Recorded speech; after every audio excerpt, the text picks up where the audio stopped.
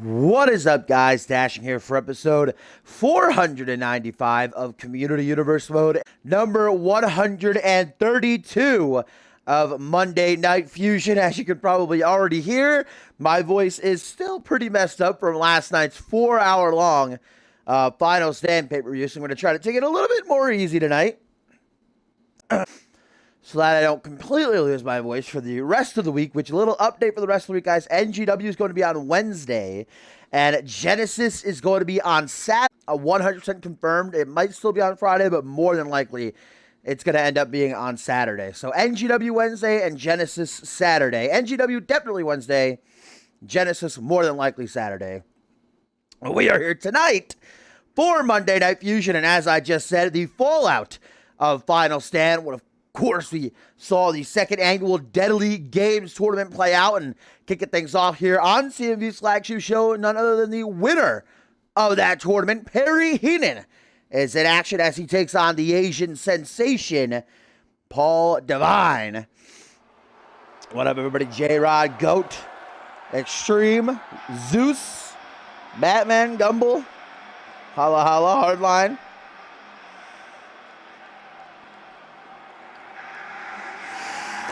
Here he comes, the man who just 24 hours ago went through 3 grueling matches to become the winner of the second annual Deadly Games tournament, and then, to the shock of everybody, I think, actually gave world champion Harvey Hastings a hell of a fight for the world championship. But in the end, as you can see, it would be Harvey Hastings who retained his title and solidified his headlining spot at Ascendant 6, guys. It is a straight shot now for the Superstars of Fusion. 6 weeks away is the grandest stage of them all. Perry Heenan, even though he wasn't able to win the World Championship, riding a big wave of momentum off of last night's event, and gonna look to use it to avenge a loss from a couple of months ago. These two fought one-on-one, put on a 5-star encounter. It would be Divine who walked out with the win. What up, Echo and Flashy? Hello.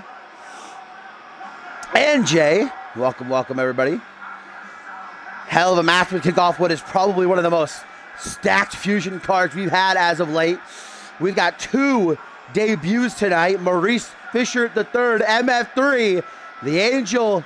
Well, the former Angel of Intensity, former Angel of Unmatched, now the Angel of Fusion, going to be taking on Andrew Riggs. We also have El Valentino making his Fusion debut in a non-title matchup against light heavyweight champion Percy Simmons. And then in our main event, a return, Michael Lee Pratt for the first time in 6 months.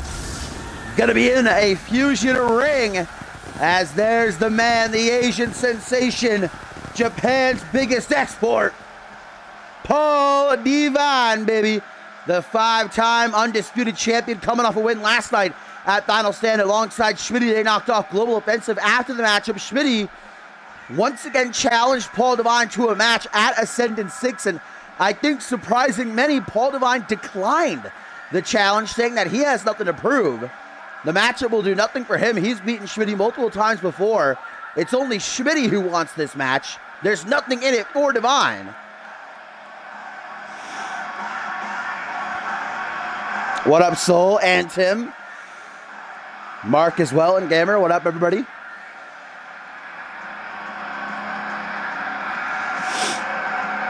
Five-time, baby. World champion Paul Devine. Only his 3rd matchup since returning from injury that kept him on the show for over a month thanks to Global Offensive. But he and Schmitty seemingly have finally gotten Global Offensive off their asses, and we thought that that would allow for Devine to accept Schmitty's challenge. But again, Devine declining, and one has to wonder what's next for Paul. Well, right now he's got to focus on Perry Heenan, who, like I said, even though he did not win the World Championship last night, riding a big wave of momentum after winning the Deadly Games forearm smash. So you got to imagine he's probably still feeling the effects. Most definitely, he went through a steel cage, an Iron Man match, and then a last man standing match, and then a Hell in a Cell against Harvey Hastings. Bateman, you sweet little fucking apricot. Matchup starting strong between these two. No collar and elbow tie-ups, and Perry Heenan showing off his power as he is the bigger man between these two. The former Anarchy champion having his way with Divine early on. Of course, Harvey Hastings, our world champion, still in the main event. He'll be taking on the returning MLP, but the big question is, probably on a lot of people's minds, who will be his challenger at Ascendant 6? No word from General Manager Yuri Sokolov as of yet. Who's going to step up to the plate to challenge Hastings at the grandest stage of them all? Paul Divine right now with a brutal combination being exhibited, taking down Perry Heenan. Guys, let's not forget that tonight also the CMV Trios titles are on the line. Definitely an interesting situation. Mr. Extreme defending the titles by himself against the inaugural champions, the BRC.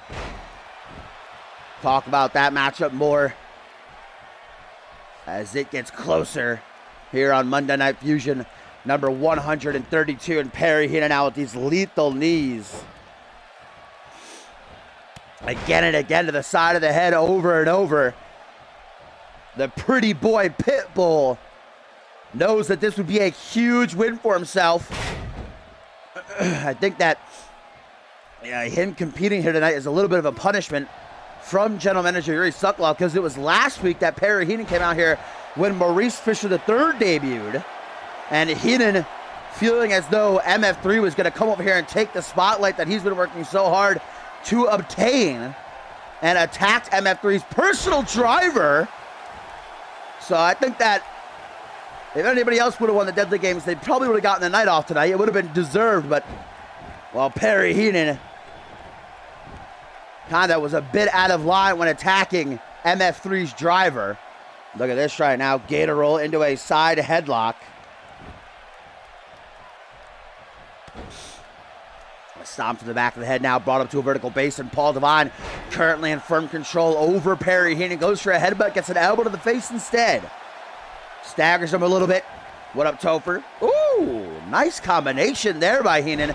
Finishes it off with a big-time forearm smash that's going to clean the clock of Paul Divine, and Heenan looks to capitalize off of that now. Kick to the midsection.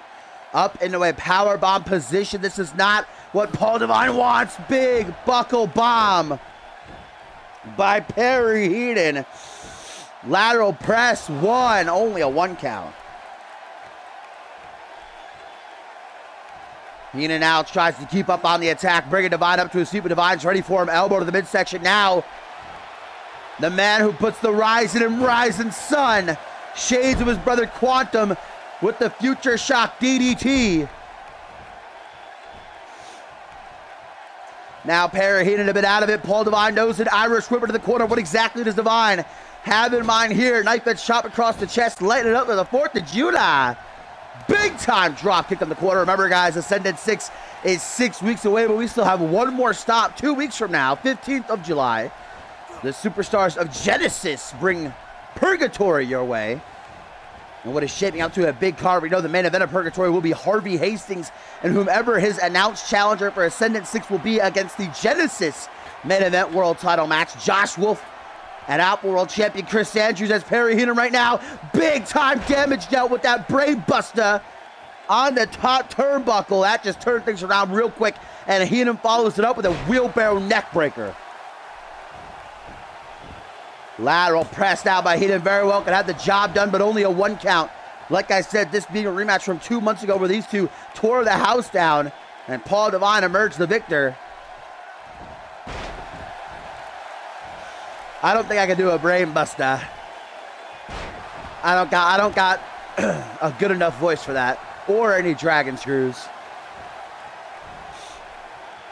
Brought up to his feet, the top of the chamber, the back body drop, gonna put him right down on his derriere. Now dragged by the arm, Divine setting up Perry Heenan into position for what looks like a monkey flip coming his way. Divine now grabs Heenan by the sides of his head. Face to face, they stand in a snap there by the 5-time world champion. Drop kick to follow through. Right to the back of Heenan's head. Paul Divine is not done though. Time step attempted. Perry Heenan though did his homework. Trip up now. And there's the right hands. Looks like Divine's doing a pretty good job of defending. I don't know that a lot of those shots got through, but now Heenan is in control. Up over the shoulder. Perry hit about maybe 10 or 20 of these last night throughout the deadly games, and against Hastings, torture rack neck breaker, softening up Paul Devine. And if Perry Heenan goes for that dog collar of his, Devine might be tapping. Devine has not tapped a lot in his career, maybe a total of 5-6 times. Oh, nice action roll, vintage Devine, and then a high knee. Paul Devine turning things around. Pendulum swing in his favor once again. Double leg drop to the nether region where the sun don't shine. Up over the... Oh, right into the corner. And then tossed out to the center of the ring like a sack of dirty laundry. Paul Devine showcasing his strength right there. What up, Bogan? Yeah, let's not forget tonight we have a long-awaited matchup. Actually, up next, our second match of the night it is. Matt Devious and Jacob Ziegler. One-on-one. Cannot wait for that Omega driver by Perry Heenan. And now, the pretty boy Pitbull. Looking for maybe one of the biggest wins of his career, but Devine shuts it down. And now Devine, just like that, lining up the shot. Perry Heenan introduced to a bit of divine intervention. Thanks for coming, Perry Heenan. 1, 2, no!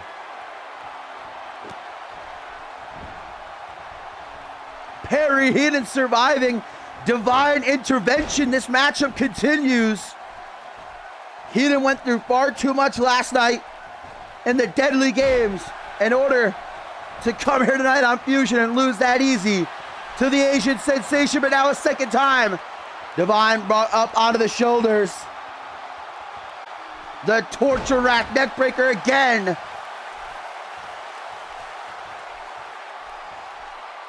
And Perry Heenan knows he's got to do a lot more damage. We're trying to pin or submit Paul Devine. Swinging neckbreaker into the pin. 1, 2, go!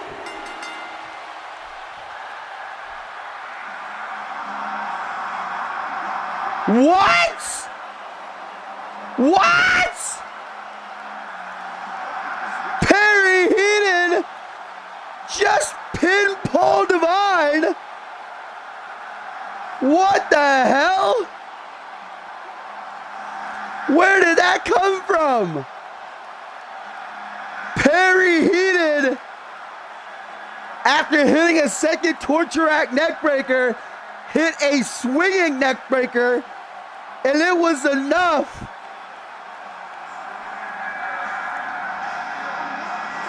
Perry Heenan with perhaps the biggest win of his career, putting down a 5-time world champion.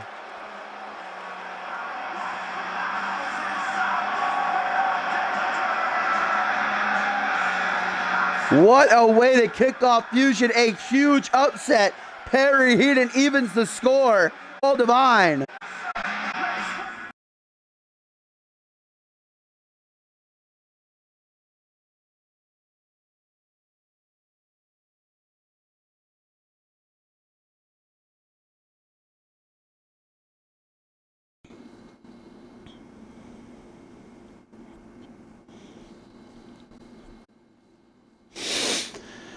Man, that is one way to kick off tonight's episode of Fusion. Huge upset as Perry Heenan defeats Paul Devine and evens it up between them.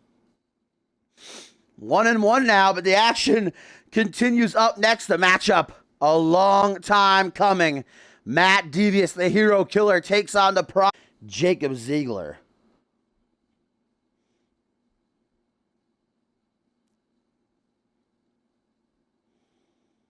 What up, Tomcat? A lot of faith. But a tweet here, guys, from Cabra EV says, tonight in my debut, I will channel the spirit of my favorite wrestler, Adam Valentine, in order to secure a win. That's an interesting favorite wrestler. El Valentino does debut later on tonight in our co-main event, taking on light heavyweight champion Percy Simmons. But this is a matchup that I think is going to be more akin to a fight. Matt Devious tweeting out earlier today saying that the last time these two were in the ring together, he was a rookie caught up in friendship and lost in his ways, and Jacob Ziegler took advantage of him. Remember, last year at Ascendance 5, Matt Devious won the Money in the Bank ladder match. He was guaranteed to become world champion, but Jacob Ziegler and Shane Scott with the heist of the century stole the briefcase from Matt Devious, and ever since then, Devious has been biding his time, waiting for revenge. Tonight is his opportunity. Of course, last night at Final Stand, he made it to the semifinals before falling out to Perry Heenan. And Matt Devious's mind games towards Andrew Briggs have seemingly, well, last night we saw that they've paid off. Andrew Briggs snapping in his matchup with Hayden and walking out of the match to give Hayden the victory via countout. Andrew Briggs is in action later on tonight, taking on the debuting MF3. Will Briggs be able to focus, though, is the question. Matt Devious and Andrew Briggs set to battle at Ascendance in 6 weeks. 6 weeks is a long time, though.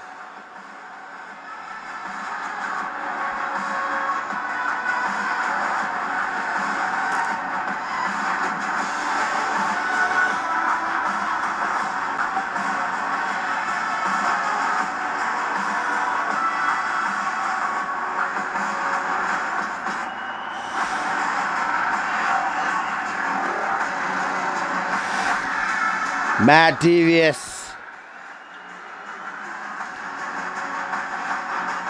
a dangerous man, even before his hiatus, but since coming back, has been fueled by a mission to destroy Andrew Briggs and anybody who has wronged him. How dare you compare the beautiful Matt Devious to that disgusting voodoo over on Unmatched?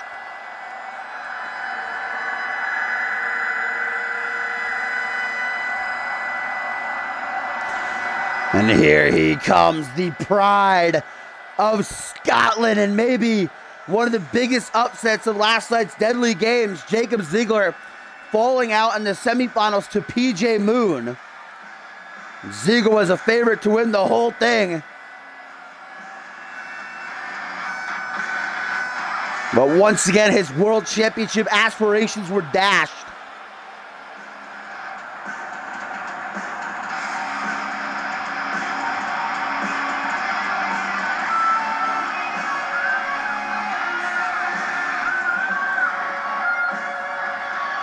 Jacob Ziegler is in a foul mood and is looking to take it out on Matt Devious here tonight.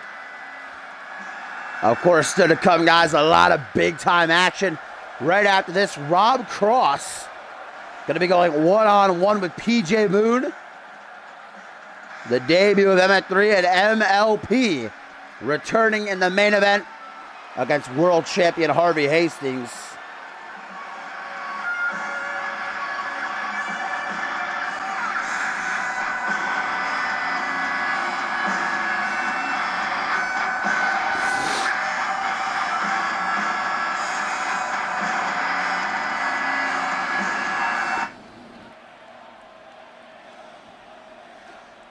So here we go. Matt Devious been waiting a long time for this match right here. Murphy rings the bell, and right out of the gate, it's Ziegler, like a bull let out of the pen, charges the dastardly villain. Unloads with right hands now, right out of the apron, and Jacob Ziegler maybe looking to make this a quick night's work. Springboard knee strike right to the side of the head. Now an Irish whip to follow up down to the outside. Well, goodbye, Matt Devious. Goes for, I don't know what Ziegler exactly was going for there, but Devious with a punch to the midsection. Make sure that it does not come to fruition, in a devastating knee straight to the face there.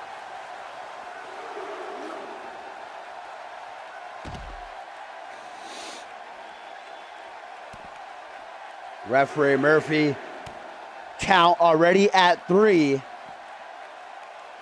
And our second matchup here on Fusion number 132. The Hero Killer ramming Ziggler into the security wall. And it looks like he's not done either, but Ziggler has a different plan in mind. Into the midsection. Yo, what up, Dynamic?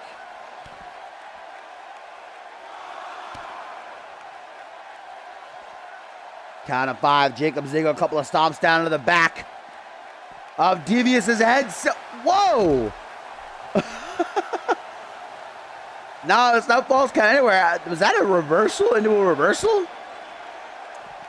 Count of 8, though, guys. Ziggler rushes back to the ring. Devious follows suit. Woo! That one got quite close right there. Irish whip. Ziggler rebounds. Devious waiting for him. Nice chest bump. No sportsmanship between these two, I assure you. Another chest bump.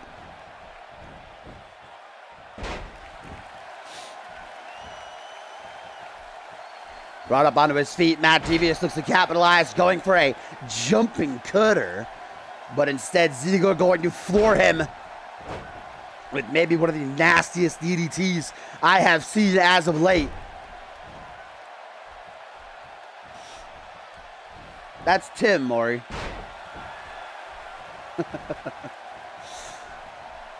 Devious currently having upper hand on Ziggler, but Jacob changes that very quickly. Irish.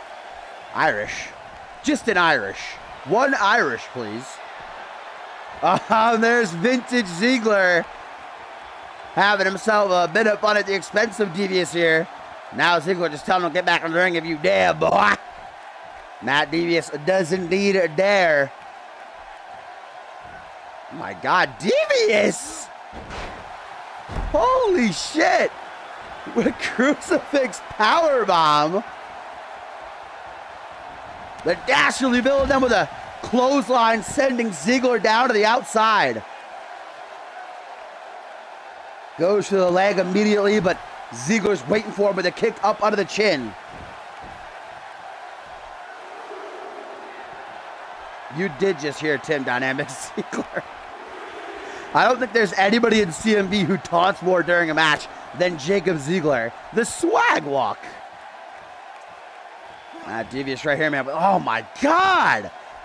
The fucking heavy shots by Devious in this matchup, bringing the biggest moves in his arsenal out here against Ziggler. That electric chair half Nelson driver was a thing of beauty. Now goes for an alley-oop bomb. Devious gonna counter it though. Nicely done. Couple of punches in the face, kick to the midsection. Now again up against the ropes and hung out to dry. Looking like he's awaiting execution. And Matt Devious just going to stand there.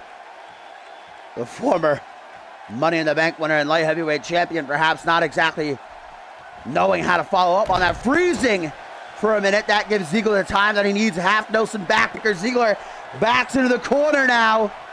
Stomping his foot. For the Claymore, but Devious sidesteps it just in the nick of time. He did his studying. There's vintage Ziggler, though, with the Tiger Bomb.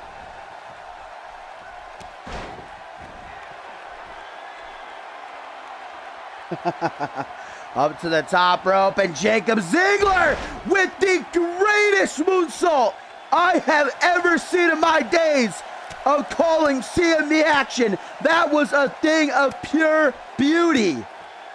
And then pouncing right on top of Devious. Unloading with the right hands and the elbows. There's the alley-oop bomb. Second time is the charm. And Ziggler now letting that aggressive side, his ruthless aggression surface. The stomps to the chest and the forearm smash right to the jaw, snapping the leg, just tearing Devious apart.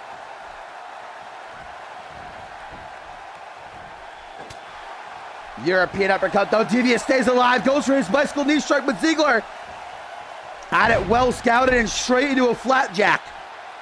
Not the kind of flapjack Matt Devious really wants, though. Not the kind his little mama makes him in the morning.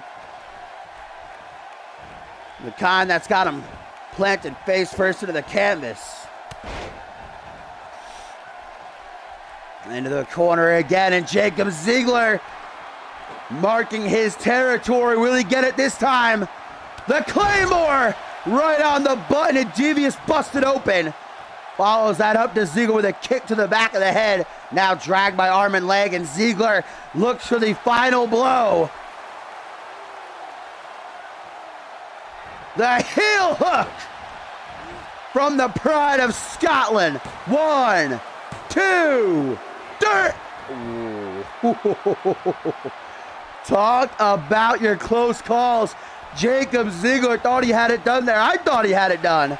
Matt Devious, though, clenches his jaw and pushes forward.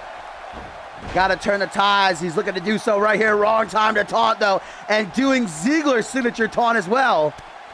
Punch to the back of the head. Up into the electric chair position.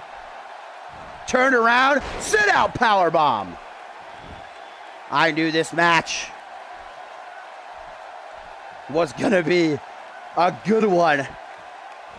Been waiting near a year for this blow off, and Ziggler not going to allow Devious to get his revenge tonight.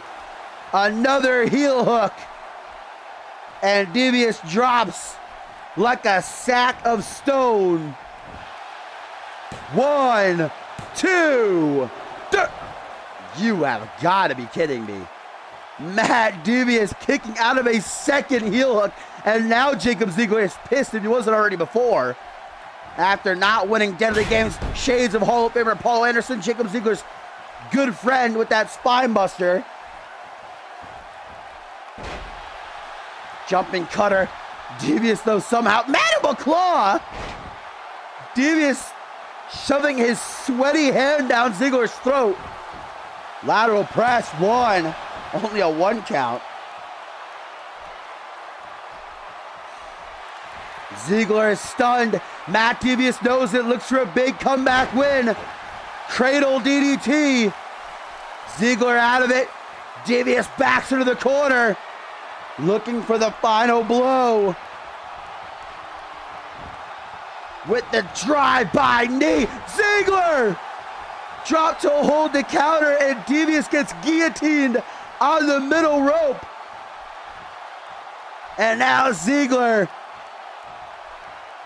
just watching Devious. Completely out of it is the hero killer. I don't know exactly what Ziggler's doing here. Now I do. Will the third time be the charm? Directly into the pin. 1, 2, 3, and Jacob Ziggler is victorious.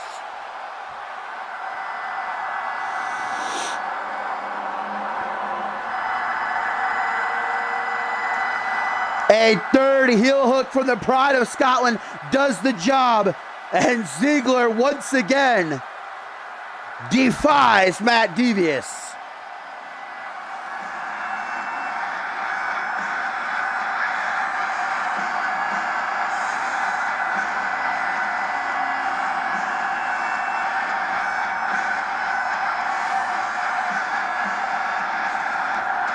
And here's the third and final heel hook directly to the temple that delivers Ziggler the victory.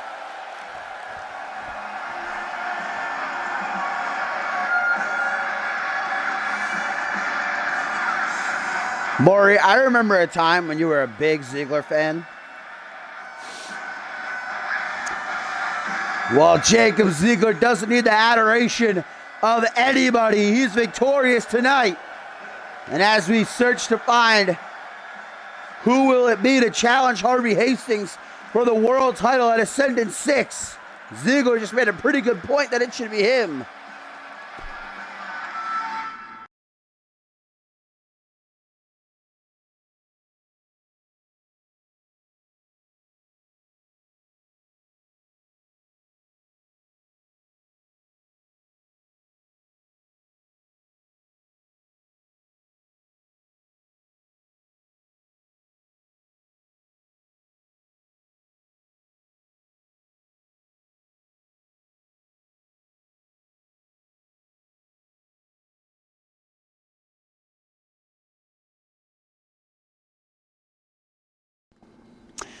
All right, guys, up next, our third matchup of the night. Here on Monday Night Fusion number 123. And still a lot to get to 132, I should say, rather.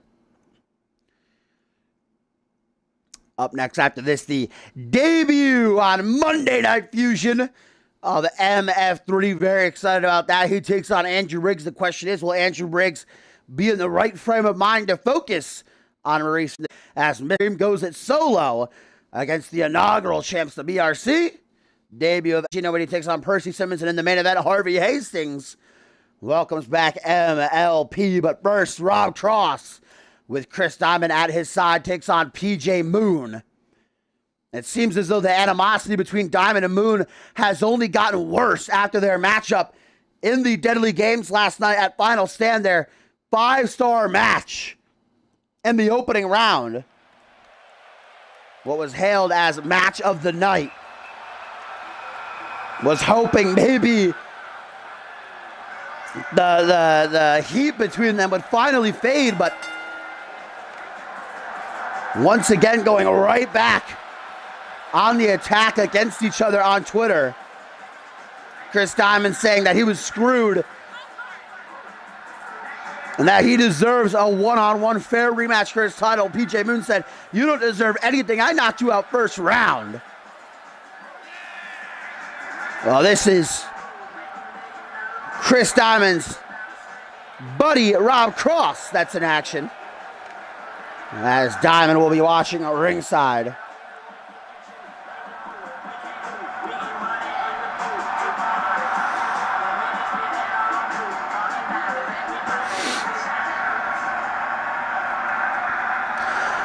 Rob Cross in his own right, a former 3-time WGW light heavyweight champion.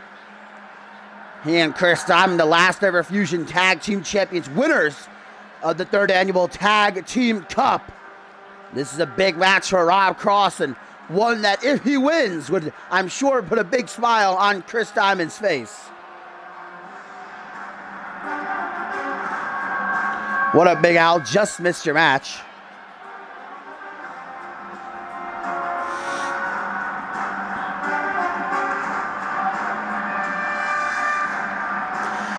PJ Moon most definitely, I think, proving a lot of the doubters that he had before Final Stand wrong with his performance in the Deadly Games. Made it to the finals, and man, respect where it is due. He refused to stay down in that last man standing match against Perry Heenan. Heenan had to throw everything at him to get that 10 count from the ref.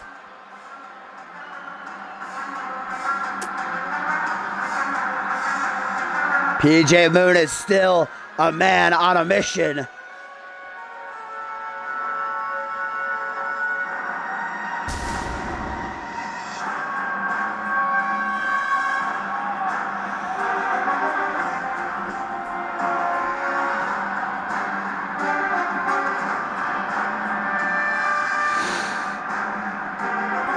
Moon looking to use Rob Cross to send a very clear and strong message to Diamond, who's going to have a sweet front row seat.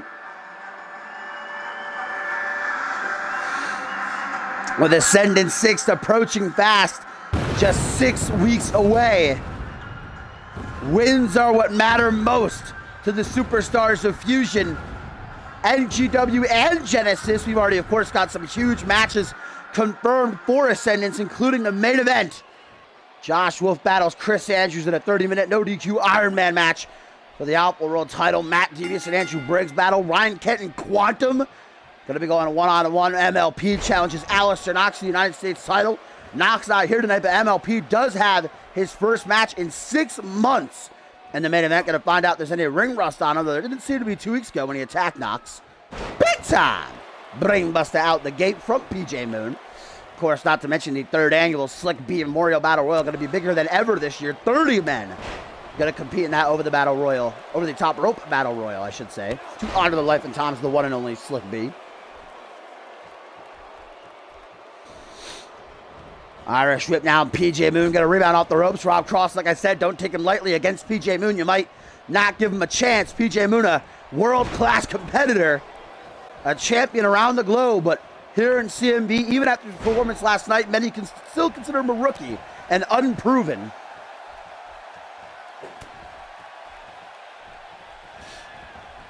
Irish whip, pullback attack, right into a high knee. Moon out to the corner like it ain't no thing but a chicken wing, brother. Chillaxing, but should probably get back on the attack here. This is a match after all. A couple of punches to the back of the head followed by a wicked-looking DDT. Certainly some oof behind that one there. And PJ Moon going to resort to bending the rules in his favor a bit with this choke. Keep your eyes on Chris Diamond. Would not trust him to completely keep his hands out of this matchup. His hands out of the cookie jar, if you will. And try to screw PJ Moon over here. Respect that PJ Moon is even able to compete tonight, 24 hours after going through a brutal no-holds-barred match against Diamond, a 30-minute Ironman match against Ziegler, and then that last man standing match against Perry Heenan. If you looked up workhorse in the dictionary, you'd probably see PJ Moon there. Now, Cross with a DDT to fire back.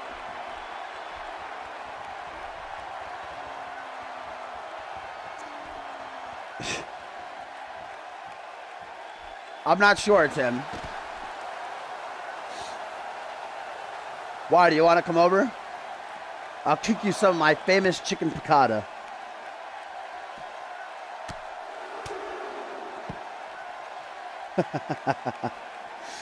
Rob Cross takes this fight to the outside, tosses Moon right into the security wall, but Moon quick to recuperate. And there's that nice side of headlock takedown, showcasing that he's got some wrestling aptitude.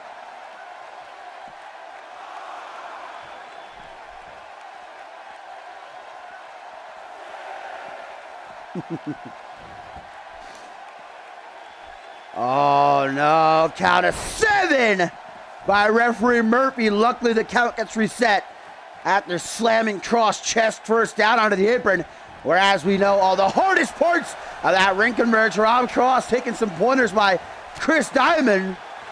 Knew what was coming there from Moon. Dodged the high knee. And now Cross going to go for his signature sit out last ride power by Moon. Has something else in mind. Kinshasa! Slick knee strike.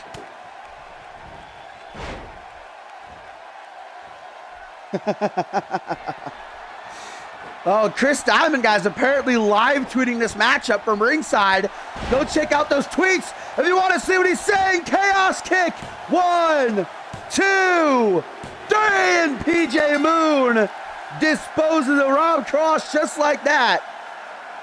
Well, Chris Diamond was able to counter the chaos kick about 5 or 6 times last night, but Diamond watching as Rob Cross couldn't even counter one. Wait a minute. Moon! Unnecessary attacking Chris Diamond! Chris Diamond came into the ring to check on Rob Cross, and PJ Moon laid him out with a clothesline and now just stomping on the baller. PJ Moon taking out Rob Cross and Chris. No more.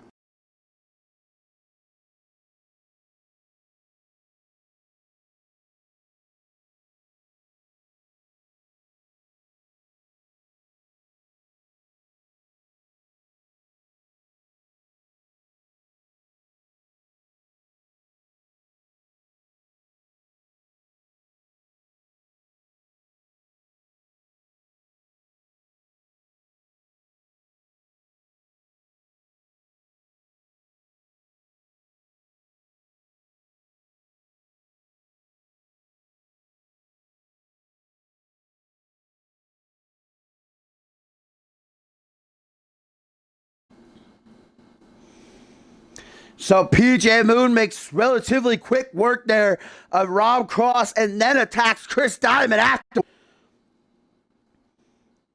I like PJ Moon, and I understand that he's got some pent-up frustration towards Diamond, but honestly, I don't think that was very necessary. The show must go on, as they say, in our 4th matchup of the night, still with a lot to get through. Trios titles on the line, and a huge main event when world champion Harvey Hastings takes on the returning MLP. But right now, we have our first of 2 debuts tonight. Later on, El Valentino with his first CMV match, as he'll be up against light heavyweight champion Percy Simmons. But right now, the former Angel of Intensity, former Angel of Unmatched, and now Angel of Monday Night Fusion, Maurice Fisher III, shocking a lot of people last week after defeating Omega Lee at Implosion, showed up,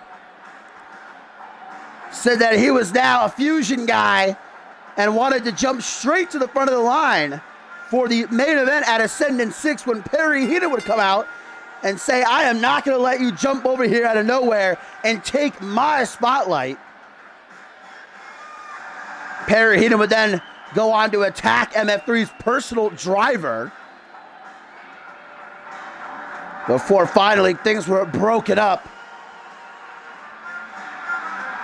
MF3 with his debut here, though. We saw Perry Heenan earlier tonight at the top of the show knock off Paul Devine in a huge upset.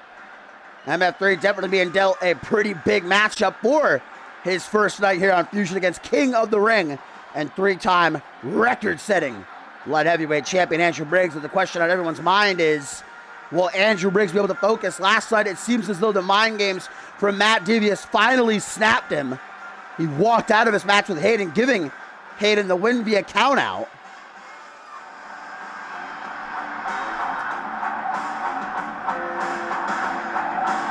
Why is everyone saying bye to Topher?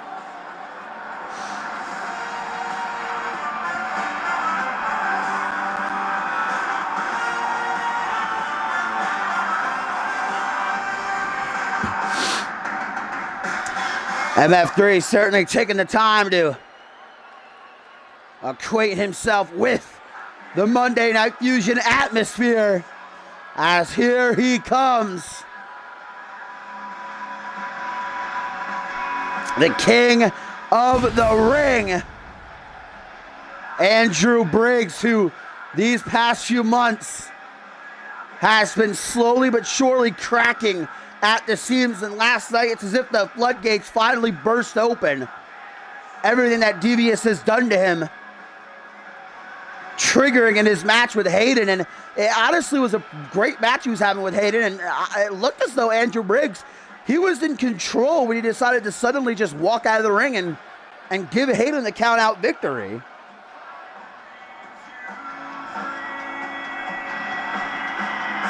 Will Briggs be able to focus here tonight?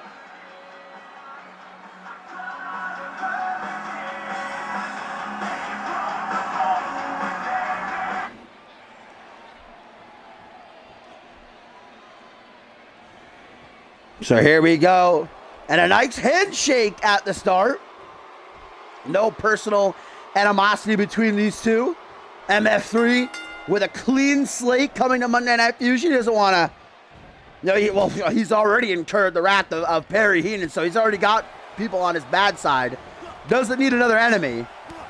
MF3, though, there is exactly what the Angel of Fusion brings to the table. This is why I'm so excited to have this kid come over here from a match. And look at that! A neck breaker on the middle rope. MF3 we talked about a lot. On my side of CMV, the Mount Rushmore of guys who have never held a world championship, like Andrew Briggs, Jacob Ziegler, John Reed, Pierre Thompson, etc. I think if there was an unmatched Mount Rushmore of guys who didn't hold the world title, MF3 would definitely be on it. He's never held any championship in what was about, I think about maybe a year and a half, maybe 2 years he was on the unmatched roster. Even though he got very close to the top multiple times, he could never really break that glass ceiling. Starting strong against Andrew Briggs here. MF3 tries to go for a grapple. Briggs with a swift super kick. Dropping MF3 like a goddamn ragdoll. Stop to the arm now, guys. We get a tweet from world champion Harvey Hastings. Says, wait a minute. Andrew Briggs going up high. Usually when Briggs goes up to the top rope, it's for that corkscrew senton. Goes for a moonsault, interestingly enough. But Fisher moves out of the way just in the nick of time. Now a lateral press. No, not even a one count. Here's that tweet, though, guys, from Harvey Hastings. He says, the Assassin's book has reached its final page. Now it's time for a new book. A book about a psychopath who will slaughter everyone. Yeah, it seems like Harvey Hastings earlier tonight has embraced this psychopath persona that the CM Universe has laid on him, deciding to embrace the chaos, if you will. And I certainly do not think that that bodes well for the rest of Fusion. Chop block by MF3, now up over the shoulders, and Fisher draped over the top rope with a beautiful little fireman's carry type maneuver, thingamajig, whatchamacallit. Making it hard for Andrew Briggs to breathe is the mission, as now perched up high, MF3 looks to take a big risk. Chop! Nope, Briggs sidesteps it just as easy as that. Oh. Oh! Widowmaker! And look at MF3 like, yeah, baby, that's what it's all about. That's what I'm bringing. You like that? Did he just flip? Did he just throw out the middle fingers before dropping that elbow? I think he did. MF3, this is a Christian family show. German suplex, and maybe one of the most crisp ones I have ever seen. Absolutely beautiful that was, but Briggs not giving MF3 a whole lot of time to celebrate. Andrew Briggs still living in the click days. Saying too sweet me. MF3 with the axe kick. The heel of his boot finds the base of Briggs' skull. And MF3 looks to bring home the victory. Will it be enough? 1, 2, ooh, very close, but unfortunately for MF3, not gonna get the job done. Yo, what up, Tiff?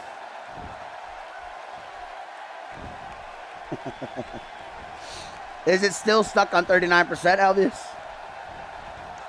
Snapmare by Fisher now, goes for a rake of the eyes, not afraid to get his hands dirty, even though these two started off the match with a handshake. That doesn't mean MF3 is just going to be an angel. I really think he's far from it. Big time power move. MF3 drops into the lateral press, looking for the win off of that, but it's not going to be enough.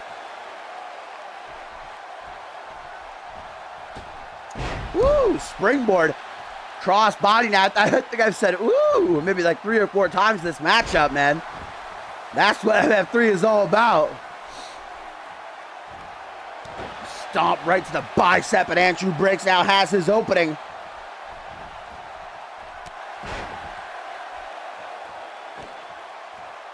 Rip in peace, Alvius' computer, never forget. While Maurice Fisher III rebounds, knee to the side of the head into a neck breaker. Reality check for Andrew Briggs. This matchup, quite honestly, not beating around the bush, has been largely dominated by MF3. Briggs is trying to stay afloat as he may. Vintage Briggs right here with the pump handle. Single knee gutbuster attempt, but MF3 with a pretty sweet reversal there into a crossbody, and then there's that, just a kick to the gut. And again, here goes MF3, just gonna flip some motherfuckers off. We're dropping this elbow right to the chest of Briggs, down onto one knee, out of gas, but MF3 decides to try for the pin. Only a 2 count still.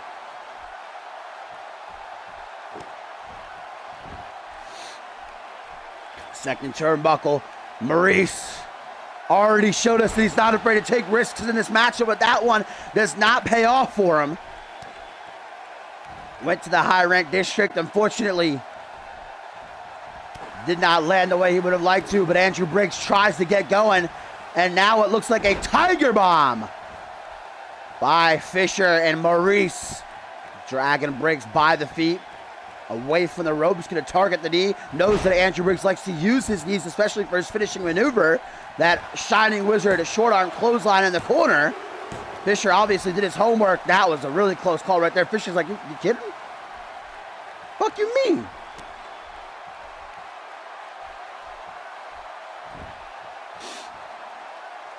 Up on the one knee, and Maurice Fisher showing no remorse. Hangman's neckbreaker into a butterfly suplex. Andrew Briggs, though, that veteran instinct of his, gonna help him out.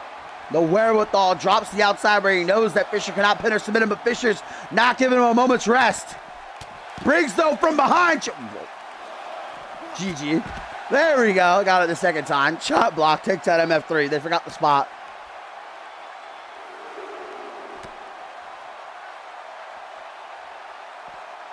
Briggs now A second to catch his breath. Brings MF3 to his feet. Get the backbreaker, neckbreaker combination. Guys, up next here on Fusion, the Trios titles will be on the line when Mr. Extreme defends them by himself at a 1v3 elimination handicap match.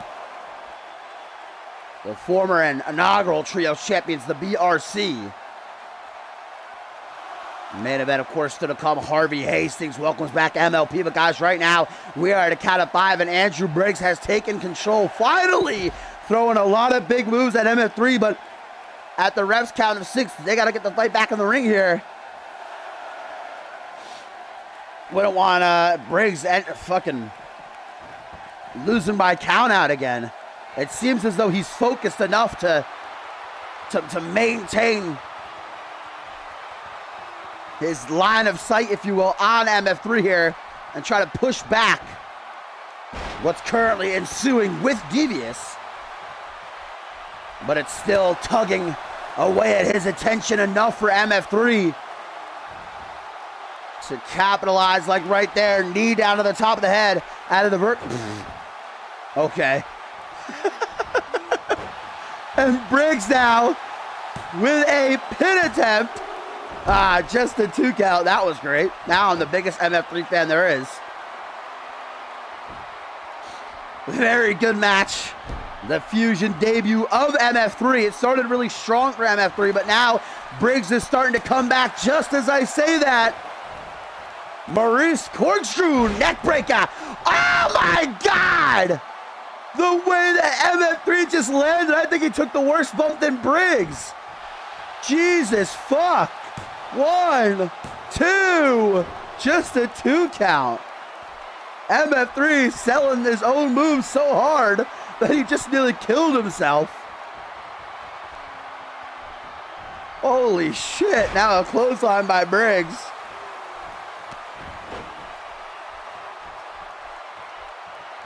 Andrew, second attempt, gonna get the job done. High knee right up under the chin. Now Briggs goes for the leg of MF3, but Maurice shakes the cobwebs quickly. Now he closes in. Andrew's ready for him, though. Kick to the midsection, knee to the face. MF3 too quick. Kick to the gut is own.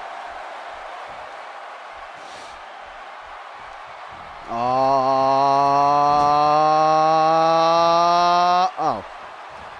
Thought he was going to go for his shining. Oh my God, maybe even worse. Andrew Briggs trying to snap the knee of MF3 in half. Look how Briggs barely has anything left. Busts MF3 wide open, though, with a big-time dropkick in the corner. That just pisses MF3 off. And Maurice maybe shooting his last shot. Back suplex, tip up by the king of the ring, right into a pin. 1, 2, 2 count only. And Briggs with his hands on his hips. Welcome to Monday Night Fusion MF3. If you thought it was going to be easy, you were dead wrong. Briggs again slapping the shit out of Fisher before making him bite his own tongue with that knee up under the chin. Irish whip to the corner again. And Briggs this time looking to finish, but Maurice is quicker. Tiger Bomb.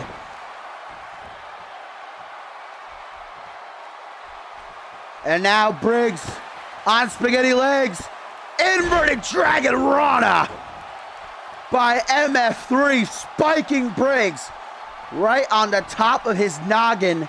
And MF3 hoping that's enough to get the job done. Maybe it will. 1, 2, no. A 2 count only. Fisher with his hands on top of his head. Maybe he underestimated Briggs, but not anymore. Lines up his shot. And here it comes, looking to clip the wings of Andrew Briggs. A second time into the pin. Uno, dos. No trace, Topper. No trace, and MF3 is livid. How the hell did Briggs survive a second axe kick? MF3 saying, you want more, Briggs? I got more for you. To the top rope now after a kick to the gut. MF3 with a lowdown, a frog splash.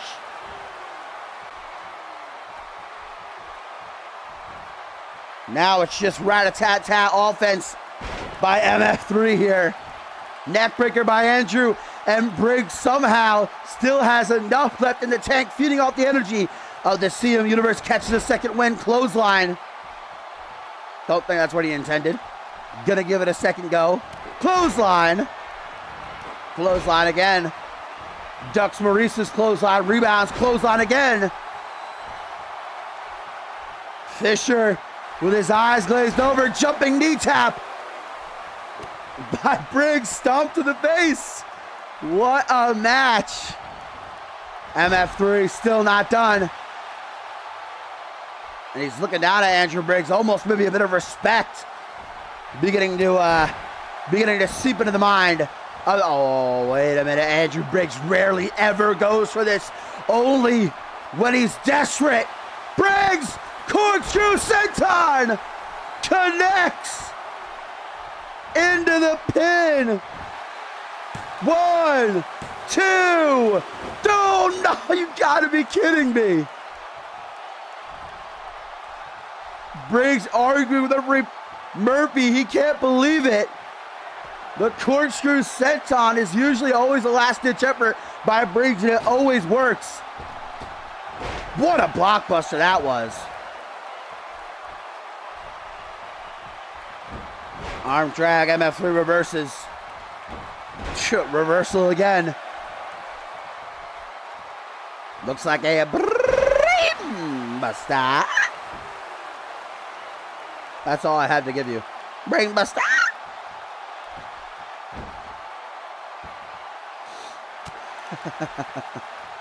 Precision elbow strike by... No! Briggs going back to his old dirty heel tactics, but only a 2 count for MF3. Fisher now, Irish whip. Briggs into the corner. Up to the top rope, and Andrew, man, looks deflated. He looks to be completely out of it. MF3 wants to hit one more big move.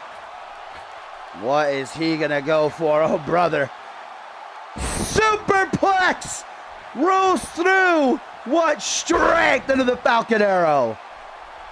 Simply amazing. 1, 2, 3, and MF3 finally finds the win. What a finish. MF3 with a superplex pulled up into a Falcon Arrow to finally knock off Andrew Briggs. What a match.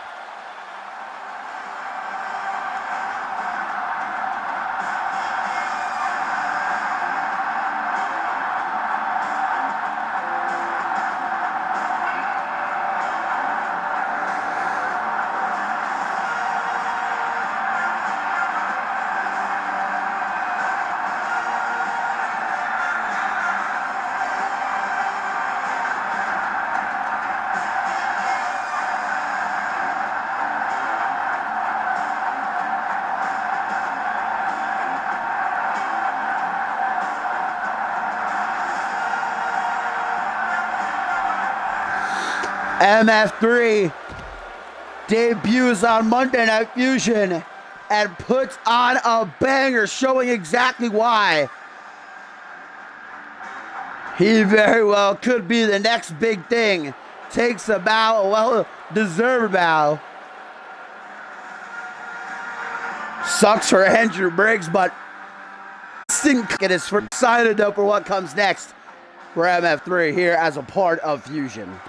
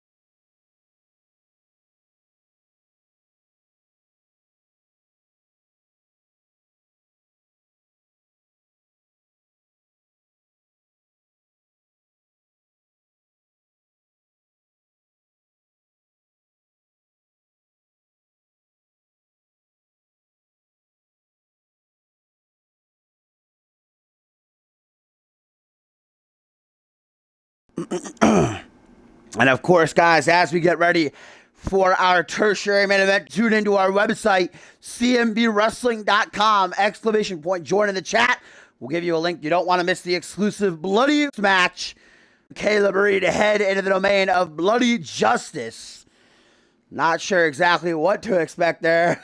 It's going to be good or bad, but it's going to be interesting. I know that much. That little baby JT.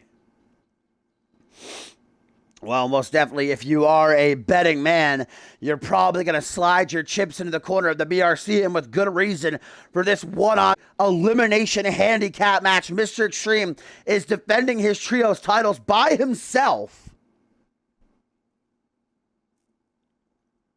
And that is all thanks to TZ Mass. It was, what was that, last week on NGW that it was supposed to be Mr. Extreme, TZ Mass, and Shane Ridley challenging Damien and the Kent brothers for the trios titles, but TZ Mass missed, and so Mr. Extreme went ahead and challenged for the titles themselves, and actually ended up pulling out the upset to win.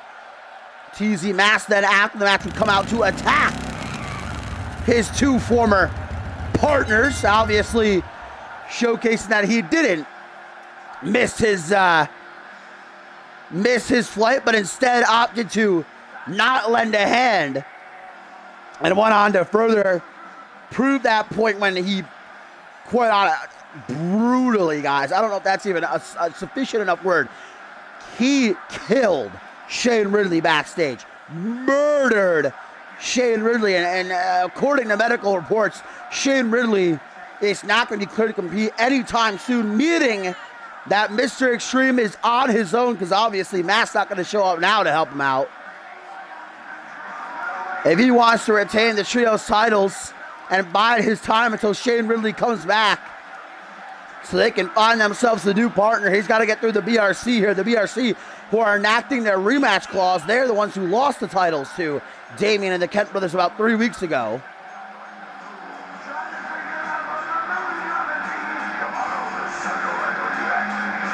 I appreciate the fire that Mr. Extreme is showcasing. I really do. He's got some balls to even be coming out here. If I was in his position, I'd be like, nope. I'd rather just vacate the titles. But Mr. Extreme, not that kind of guy, no matter the odds. Gonna give it his absolute all. But, I mean, if it was a 1v3 standard matchup, those odds would be severely stacked against him. But it's elimination, meaning if he wants to retain the titles, he has to eliminate all three members of the BRC here.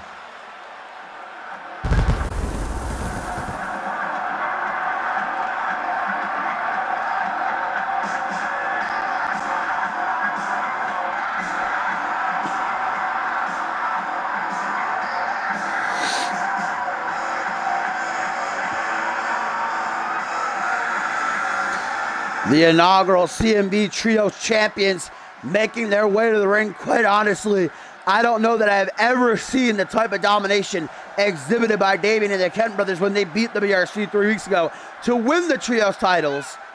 But flashy there at the front, Chris Sullivan on the left, JT Fury on the right now, vying to become two-time champions. They've had their time to recuperate.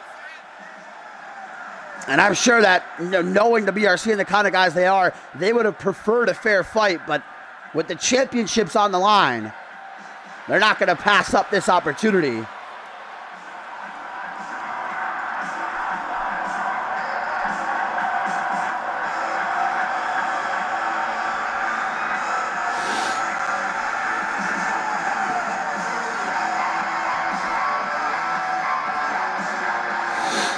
Remember, still to come tonight, up next in our co-main event, the debut of El Valentino, I should say. As they'll be taking on light heavyweight champion Percy Simmons, and in our main event, world champion Harvey Hastings welcomes back MLP to the ring. Very much looking forward to that matchup. Mr. Extreme starts things off against JT Fury here, guys. Remember, it is elimination, meaning if Extreme wants to retain the trios titles by himself, he has to eliminate JT Fury, Chris Sullivan, and Flashy, whereas they only have to eliminate him with Shane Ridley being injured, and obviously TZ Mass nowhere to be found. Mr. Extreme said that when he retains the titles here tonight, he will be coming for Mr. Extreme.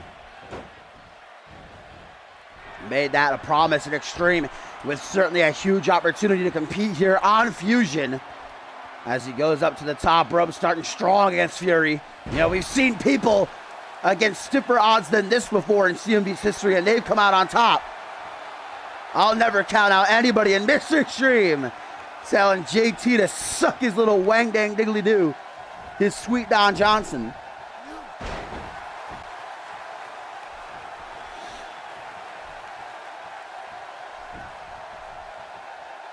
Up on a one knee, JT Fury finally finds an edge, punch to the gut, but Mr. Extreme immediately beats him with a nice bulldog. Flashy asking for the tag, seeing that JT's having a rough go of it from the get-go.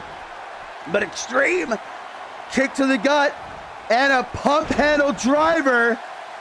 1, 2, only 2. Can you imagine if this NGW rookie, if Mr. Extreme comes to Fusion and somehow actually gets the job done here? The Extreme Cutter! Can he score an elimination, at least better than odds somewhat? 1, 2, no! A 2 count only for Mr. Extreme in defending the trios titles. From the apron, Mr. Extreme flies through the air, blockbuster. Seems like he might not have gotten all of it, but enough.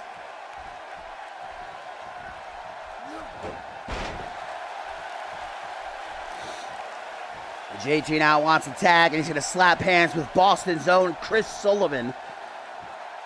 Goes right after Mr. Extreme, who seems to be focused on JT still. That's going to blindside him, that Northern Lights suplex. Hook to the jaw. Chris Sullivan up into a Hurricane Rana. His baby brother, William Sullivan, just debuted on NGW last week with a win over Eddie Larson, so it's been a pretty good couple of weeks for the Sullivan family. Becoming 2-time trios champions would really be the cherry on top.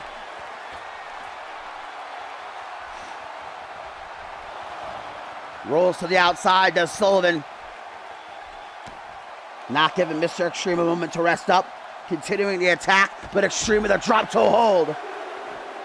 Remember, Extreme does have his champion's advantage, so he can score eliminations by countout or disqualification. If it came down to one-on-one, and let's say he eliminated Flashy by countout, that would stand. He'd retain his championship.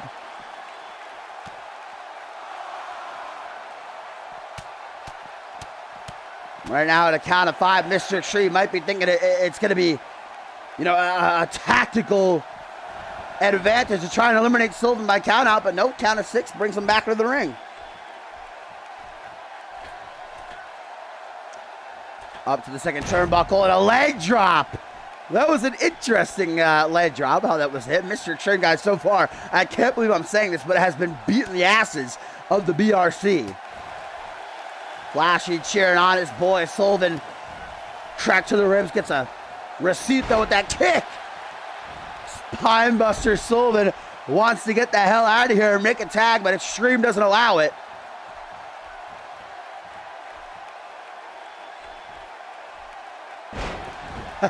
Never forget Tito. Sullivan right there to make a tag. Don't know why he didn't though. Extreme gave him all the time in the world.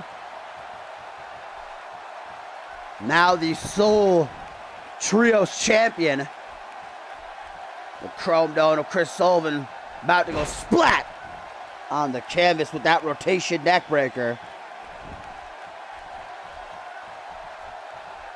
And again, Extreme puts him right back down with a cross-legged fisherman buster. This is awesome. What a fucking champ Mr. Extreme is. And Sullivan gets a taste of the Extreme Cutter as well. JT got one, Sullivan gets one. There's the numbers advantage though. JT not even wanting to allow one elimination.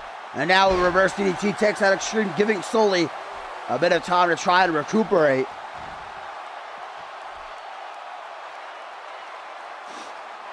Extreme though quickly back to his seat. It looks like he might be a little bit miffed, and with good reason.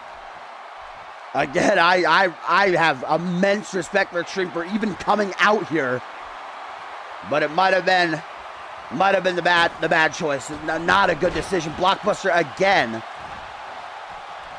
Chris Sullivan now hot tag to JT Fury. Flashy has yet to be made legal. Maybe they're waiting for later in the match in case they need him, like keeping him in the reserves, if you will. Whatever JT was going for there at the top rope, now gonna get soiled by Extreme with a superplex. So we just saw MF3 defeat Andrew Briggs with this maneuver. And the Falcon Arrow to follow through. That takes such incredible upper body strength.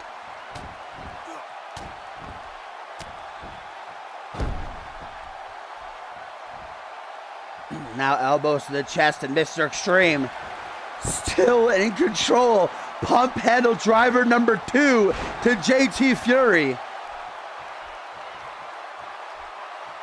Interestingly enough, Extreme does not go for the pin. If I were in his shoes, I probably would go for every single pin I could get into. If Mr. Extreme retains, he becomes the greatest of all time, and it can't be argued. Well, JT Fury decides to taunt right there, and that might come back to bite him. Just a 1 count, luckily. Chris Sullivan, what's he doing? The BRC want to use their numbers game. Tag teamwork here by the inaugural champs. Double knee gutbuster. That's going to turn things around as JT looks to tag in Flashy. And here he comes.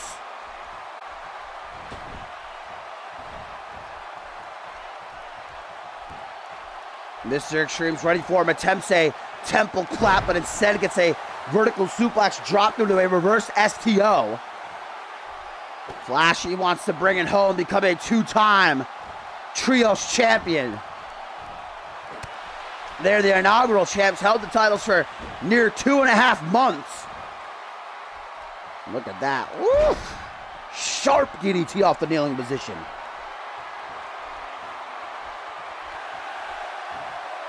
Oh my God. And Mr. Extreme, well, at least he can say he hit an extreme cutter on every single member of the BRC in this match. Even if he does lose 1, 2, only a 2 count. I knew that was going to be enough. Flashy just got in. Hook to the jaw, coming up from behind. Extreme can't be stopped. It's that age-old joke. Everybody thinks Hardline and Hellish is the same person. I'll be honest, for a long time, I thought you were the same person as well.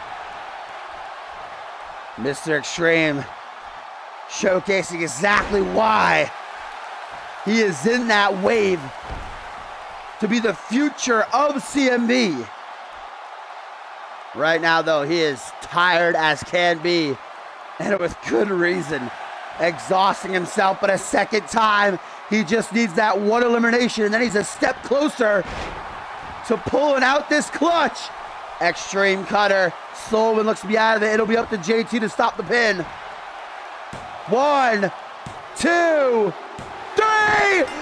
Oh my God, Flashy has been eliminated.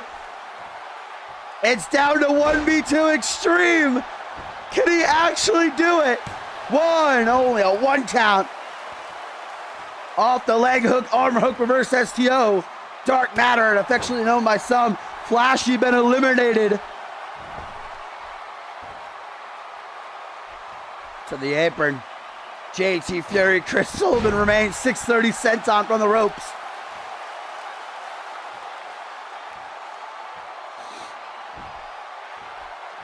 Up on the 1 knee. And a DDT now. Extreme gave all he had to eliminate Flashy there. Now he's getting his ass handed to him by JT. Fireman's carry. Dropped into a reverse DDT. Flashy hits the showers, but he might be coming back out here to celebrate with his boys. Mr. Extreme still needs 2 eliminations in order to retain, but JT dropped toe hold into the modified crossface. The ropes are right there. Can Extreme just extend his fingers a bit? No, instead he flips himself over. Knee to the back of the head, punch directly to the face. There is no quit in this kid.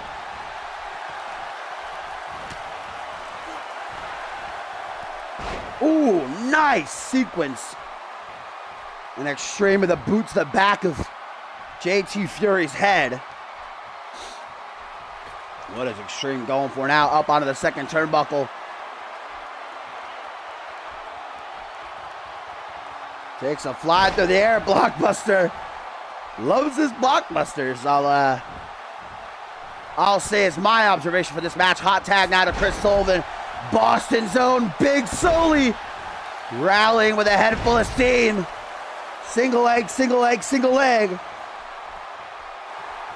Up to the jaw. Now Sullivan, half Nelson neckbreaker, what he calls the half Irish backbreaker.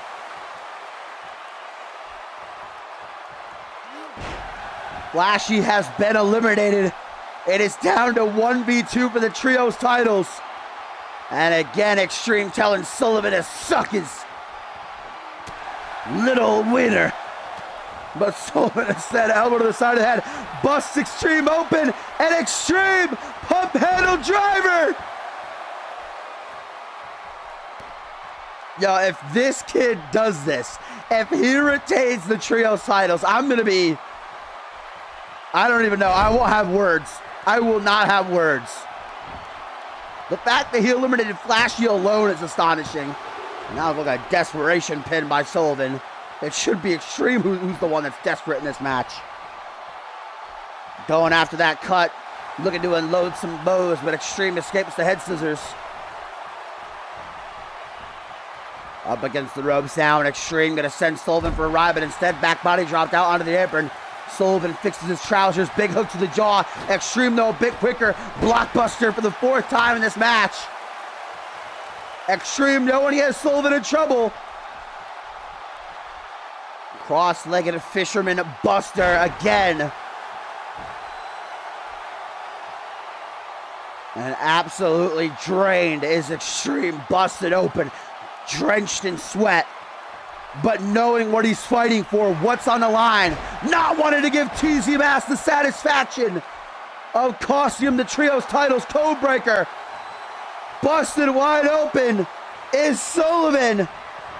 And Extreme cutter to the pin. Oh my God. 1, 2, get the, oh, you gotta be kidding me. 2.999, but a 3rd Extreme cutter. Unfortunately, Extreme cannot get to the pin. Throws his arm over Sullivan's chest. 1, 2, 3, no! You have got to be kidding me. Mr. Extreme. 2 back-to-back Extreme cutters, not enough. Jesus Christ. Elbow to the side of the head, and Sullivan out of the corner. The numbers game. Shoulder thrust, tries for a tag. Extreme no counters, coming up from behind. Elbows to the jaw. Irish whip to the corner again. Tag made to JT Fury. And the BRC to become 2-time Trios champions. 1, 2, dirt. How?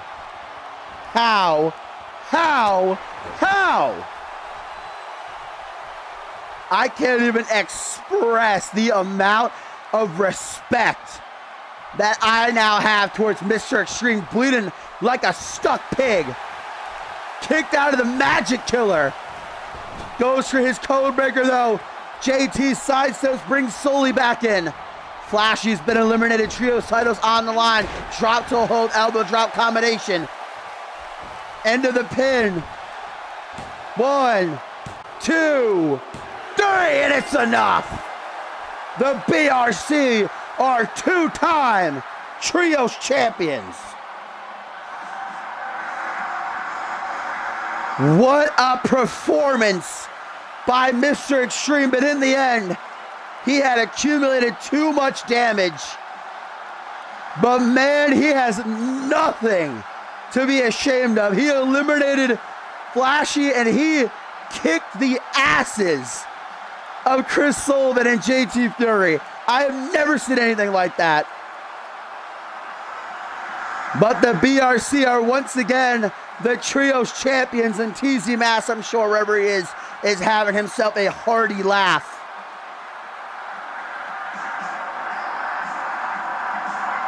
Have you ever had someone's elbow shoved up your ass?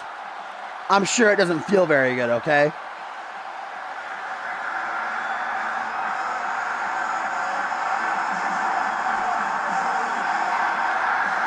Flashy comes back out here to celebrate with the boys. Trios champions once again, and that is just too sweet.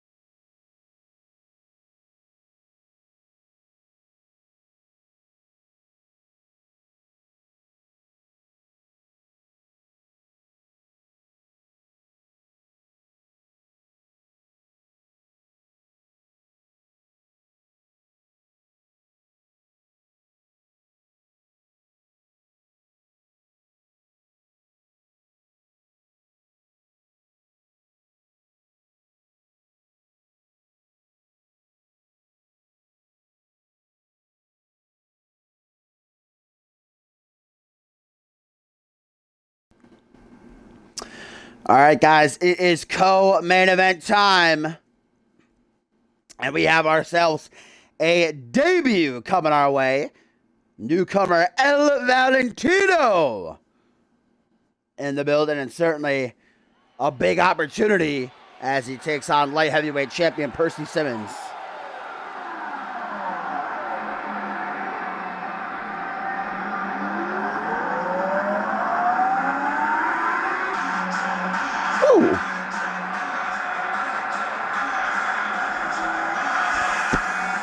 I can dig it.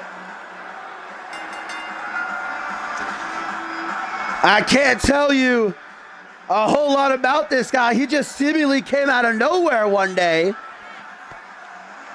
Earlier today, I was backstage and I bumped into GM Yuri Sokolov. He told me, hey, new guy debuting in the coming event. El Valentino, bringing his luchador background to CMV. Kind of looks a bit familiar. I don't know exactly what it is about him. El Valentino. Well, like I said, this guy pretty much a complete unknown. Let's see how he fares against the light heavyweight champion of all time now. The franchise Percy Simmons, who, with his retention last night at Final Stand over the genetic freak Norman Cottonbelly, broke Ryan Kent's record of 3 months now. Percy, 3 months and 1 day. He has held that championship, making history. The gold-blooded Percy Simmons now has a straight shot to Ascendant 6 with the title. He's beaten virtually everybody put in front of him. Is there anybody left in the Fusion light heavyweight division that can step up? And to Simmons, well, we're about to find out right now. Maybe Al Valentino will be his kryptonite.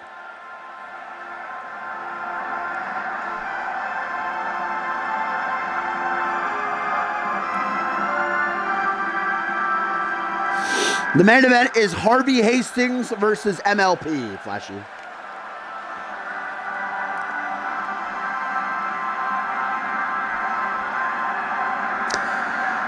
Percy Simmons.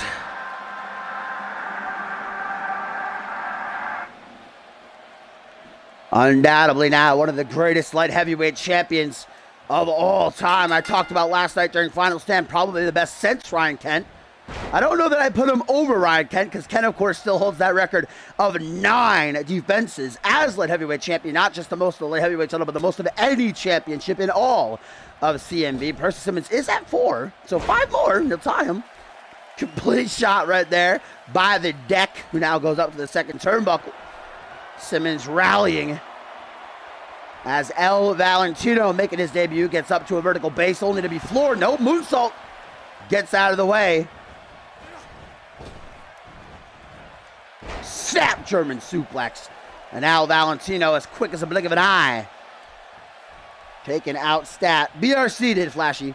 That, you just missed the match. That was about 5 minutes ago. This is the match after. But the BRC are 2-time Trios champions. After Flashy actually got eliminated, Mr. Extreme put up a hell of a fight, eliminated Flashy, but JT Fury and Chris Sullivan able to work together to seal the deal and reclaim the gold. Simmons right now goes for a scoop slam. Valentine drops down behind, punch to the back of the head. And a nice suplex to follow through.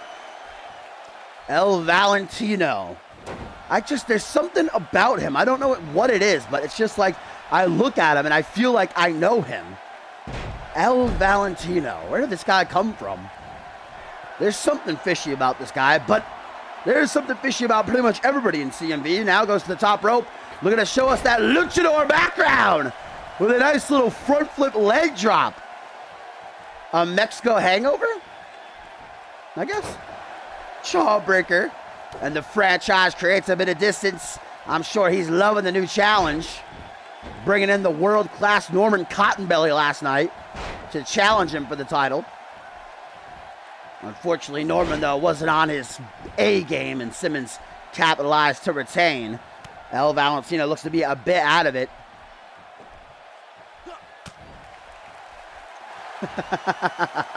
Indeed, those still to come. Up next in our main event, world champion Harvey Hastings welcomes back MLP to the ring. Michael Lee Pratt's first match in 6 months. We're going to find out there's any ring rust on him ahead of Ascendant 6, but El Valentino just got a face-first meeting with Percy's knee, and now the champ looking for the one-kick KO, but Valentino drops down behind, back suplex. That was a big reversal for the rookie. Elbow to the gut down. Simmons with maybe one of the best super kicks I have seen in a while. Follows it up with an air raid style neck breaker. Jeez Louise, Papa Cheese. Valentino snaps too quick. And then shows off his 18-inch pythons, brother. Percy Simmons giving him out of time. Rolls out of the way and a drop kick.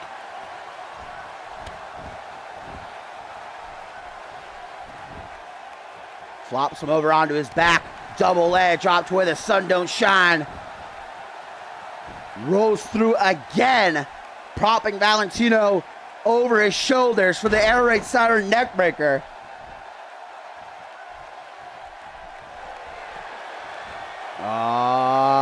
Single underhook DDT. Playing as a prelude to... Oh no, Simmons going for the pin. Usually he goes right for the one kick KO after that. Maybe that alone will be enough, and it is! Light heavyweight champion Percy Simmons welcomes El Valentino to Fusion with a swift defeat. Well, El Valentino, I don't know who you are, but nice showing and not enough to take out the champ. And like I said, is there anybody in that locker room who is going to be able to take that title from Valentino?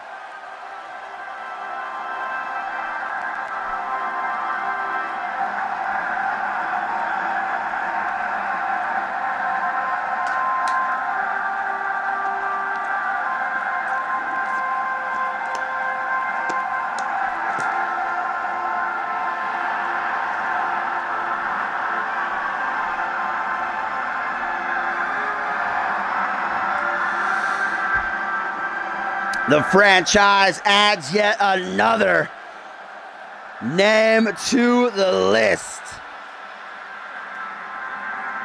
Percy Simmons cementing his legacy Oh, I do look forward to seeing more of El Valentino, whomever he may be under that mask. Something's not right, though. My intuition, I got a gut feeling.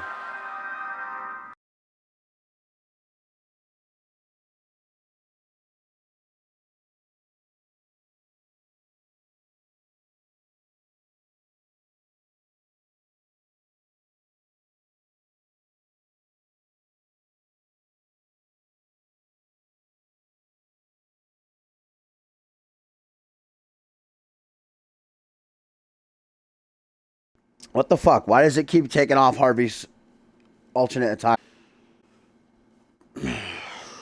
Gosh darn. This game sometimes, you know what I mean?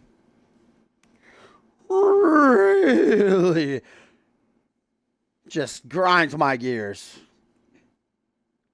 But no matter what attire he is in, it is main event time for Fusion number 132. Still our CMV World Champion, the Psycho Harvey Hastings, with his boys, Gio, Maseo Yum, and Nicholas Hemmerling at his side. Takes on the returning MLP, Michael Lee Pratt, former Money in the Bank winner and Alpha World Champion. It's been 6 months since Pratt has stepped foot in a CMV ring for a match. We're about to find out if he's got that ring rust on him. 6 weeks away from Ascendant 6, where he is set to challenge Alistair Knox for the United States title. It was 2 weeks ago that MLP made his long-awaited return. Alistair Knox got the championship against Billy Shaw and said there's simply nobody who can take this championship from me. Fusion is my domain, and I cannot be stopped, before then deciding to send a clearer message as he locked in censorship again on a helpless Billy Shaw. That's when Pratt would make his run in, driving Knox off. That's all well and good, but it's time to see if Pratt still has what it takes to compete with the best of the best.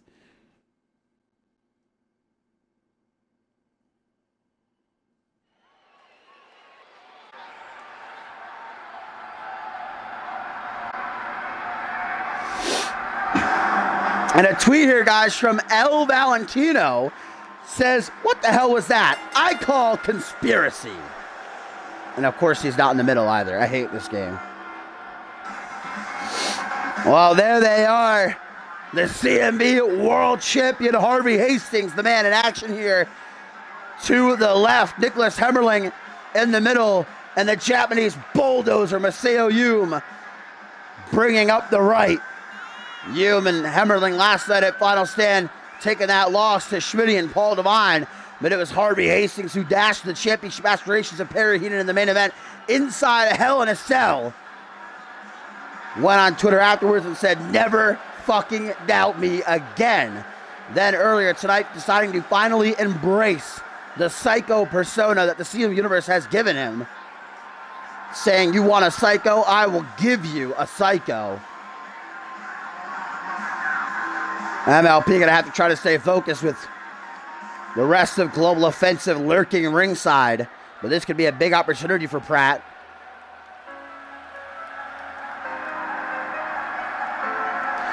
It has been too long, and I am hype.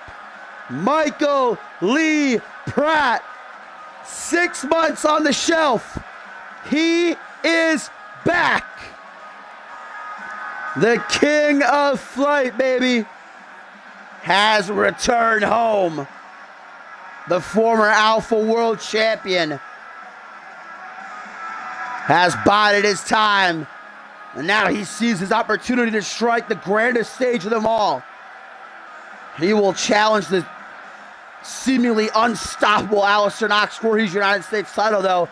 If the past week says anything, it's that MLP does have a chance.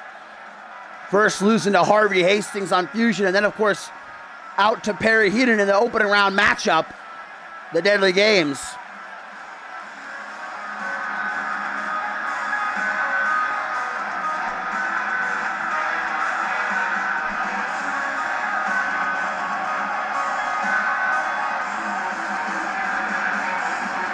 MLP wants to become that next man to defeat Knox and become the United States champion.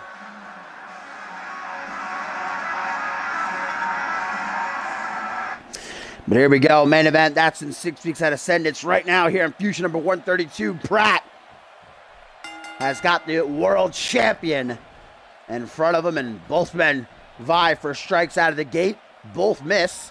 MLP, the bigger man, just slightly though. Also a cruiserweight. Over on Genesis earlier this season, it was 6 months ago. The last time we saw him was Exodus, where he lost his Alpha World Championship in that triple threat to Elijah Stewart. Bob Luger also involved. It was voted Match of the Year. Well, one of the 2 matches of the year. That tells you exactly the kind of competitor that MLP is. Absolutely phenomenal. And that really saw it on the Titan Trial he's coming out here. I am phenomenal. And there's a reason he can say that. Back it up. The King of Flight. Look at that movement. So slick. And Harvey gets his neck snapped over the shoulder. MLP awaits him on the rebound. Little cheeky chest bump. Irish whip again. Harvey goes for a big chop kick. MLP just runs right by him. I'm like, what's up, man? Come here often. Now these outlaw stomps right to the chest. MLP not done either. Scoop slam, but Hastings drops down behind. Nicholas Hemmerling can't seem to stay still ringside as the massive Maseo Yum just like casting a shadow over the ring. Look at this armbar being applied by Harvey Hastings, the vicious submission expert.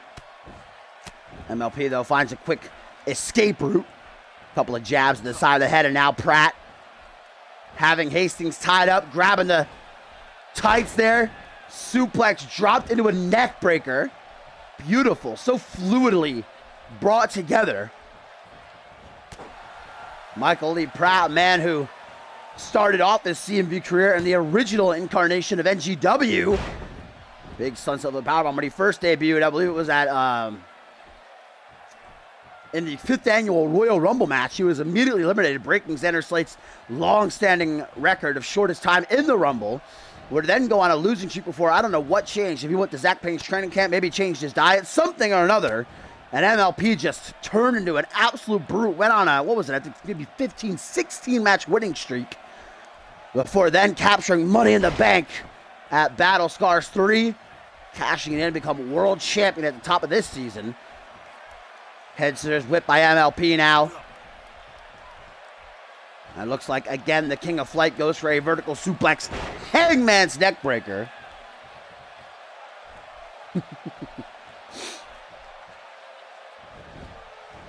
Harvey Hastings looking to, there's a very good reason he's been dubbed the King of Flight.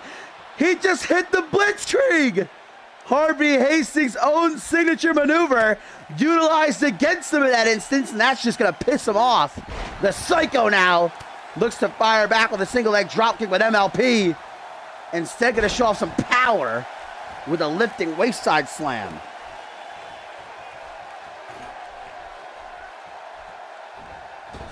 Rebounds, and as you just saw there, Nicholas Hemmerling not so slyly throwing a steel chair into the ring. MLP, though, currently has control over Hastings, tries for a pin, only a 1 count. Now the chair just sitting there looking very ominous.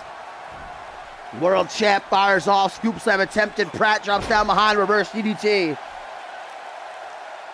Oh no. Nicholas Hemmerling distracting Pratt. MLP foolish enough to fall for this. It's giving the world champion some time to get back up to his seat. Referee Murphy finally sees the steel chair and gets rid of it. Well, Harvey didn't exactly use that time wisely.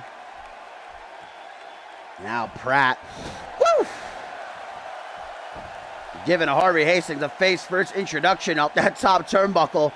Yeah, so far this matchup has been largely in control of MLP, but Harvey Hastings looking to change that. The snap of a finger tries to anyway. Speaking of fingers, bam! Snapped right over the shoulder, Irish whip. MLP goes into the corner from behind. What is this? Woo! Wow! What athleticism! Super kicks the knee of Harvey Hastings out. Then that beautiful standing double stomp. That was a glorious looking. That was like the most beautiful fisherman suplex I've probably ever seen. MLP returning from a 6-month injury that's kept him on the shelf, kept him just sitting and watching what's happening in CMV pass him by, but he's showcasing that there's no ring rust on him, taking the world champion to the limit, to the top rope again. Flies high. This time, though, it is not a successful risk. Harvey tries to drop him on the top rope, MLP, but look at that, Hemmerling once again aiding the leader of Global Offensive and MLP. Taken out with that tilt-a-whirl hurricanrana. The world champion's not done. Headshot, and MLP dropped down onto his ass. Harvey goes to the top rope, looking to show MLP how it's done. Perched up high, the Psycho with the Blitzkrieg. MLP with the wherewithal, saw it coming, moves out of the way, and a big Uranagi slam. Now it's MLP who goes back to the top, and a 630 senton. Incredible to the pin. Oh, come on. Murphy, get him out of here now. This is ridiculous. That is the 4th time that Hemmerling has interfered in this matchup. And that very easily could have been a win for Harvey Hastings right there.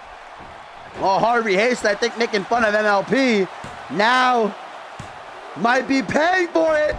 Schoolboy gets a close 2 count. Yo, what up, Tanish? Welcome to CMV, my friend. The main event of Monday Night Fusion number 132. World champion Harvey Hastings welcoming back MLP. Forearm smash, inverted atomic drop, and then a scoop slam.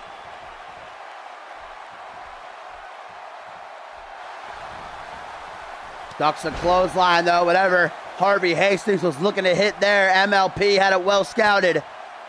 Now the King of Flight with a punch to the back of the head and another.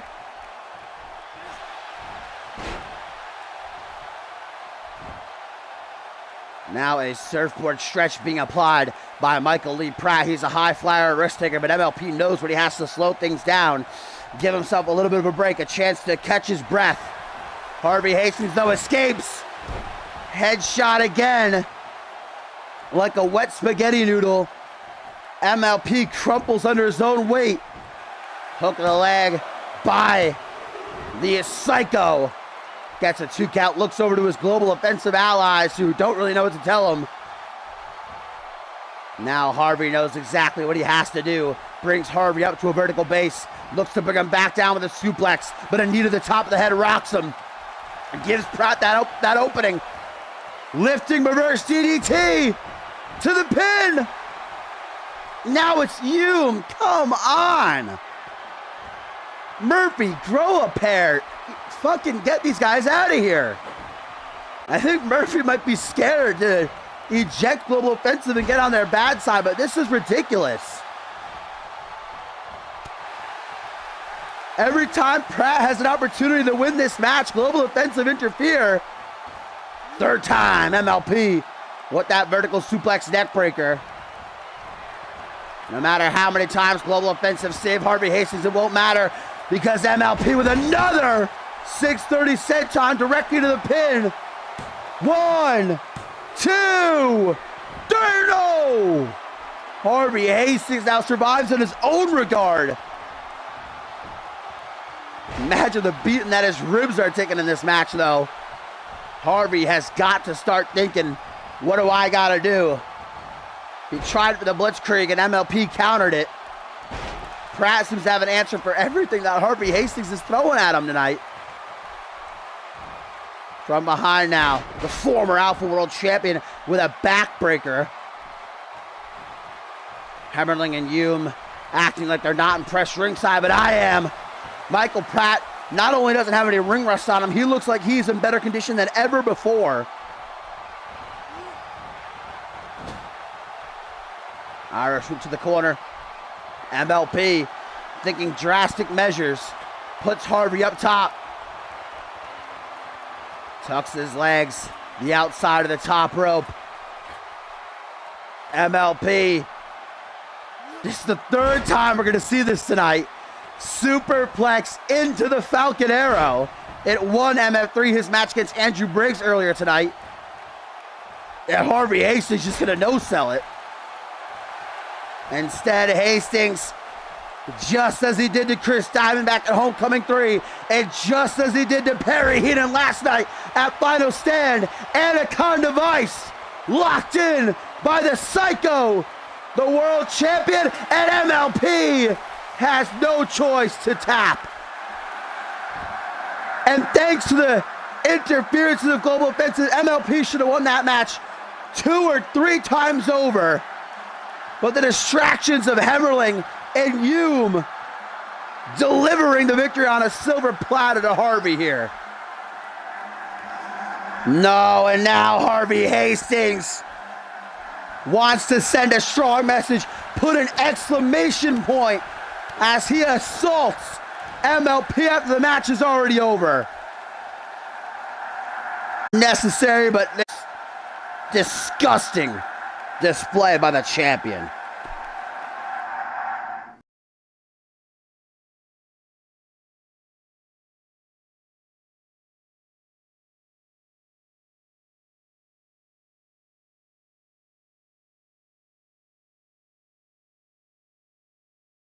Well, guys, as always, thank you for watching. Got up to 28 viewers on Fusion. That's pretty rare. So thank you for that. I certainly do hope that you enjoyed the show. Drop a follow so that no one got time.